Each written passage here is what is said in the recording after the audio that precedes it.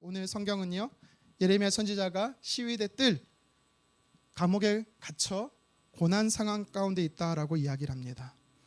그런데 예레미야 선지자에게 진짜 고난은 그가 갇혀 있던 게 아니에요. 진짜 고난은 하나님의 임재가 경험되지 않는, 하나님의 말씀이 들려지지 않는 것이었습니다.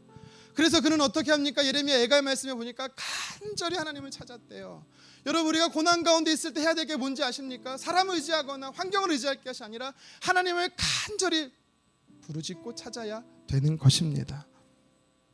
내가 지금 갇혀 있느냐 갇혀 있지 않느냐보다 중요한 사실은 나에게 하나님의 말씀이 들려지느냐 들려지지 않느냐라는 거예요.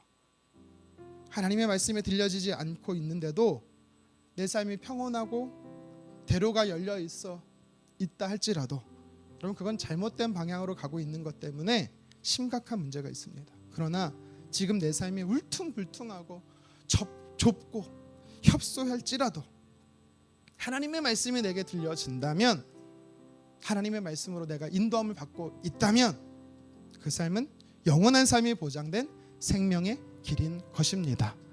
그래서 저와 여러분들은 예레미야 선지자처럼 내가 어떤 상태, 어떤 상황에 놓여 있든 하나님의 말씀을 구하기를 원합니다. 그러면 하나님 나에게 찾아오시고 하나님의 역사는 시작되는 것입니다. 시위대 뜰에 갇혀있던 예레미야에게 하나님의 말씀이 임했어요. 근데 성경은요, 두 번째로 임했다라고 말씀합니다. 무슨 뜻입니까? 다시 기회를 주셨다라는 사실입니다. 하나님은 사랑하는 백성들에게 또 한 번의 기회를 주십니다.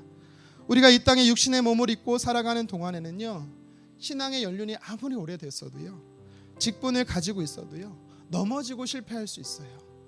그렇다고 그때마다 나를 자책하거나 누군가를 향해서 비난하거나 하나님을 향해서 원망하시겠습니까? 여러분, 그거는 하나님의 자녀된 성도의 참 모습이 아닙니다. 우리는 다시 기회를 주시는 하나님의 은혜를 붙잡아야 돼요. 하나님은 다시 기회를 주신다라고 말씀했어요. 그래서 우리에겐 소망이 있는 것입니다.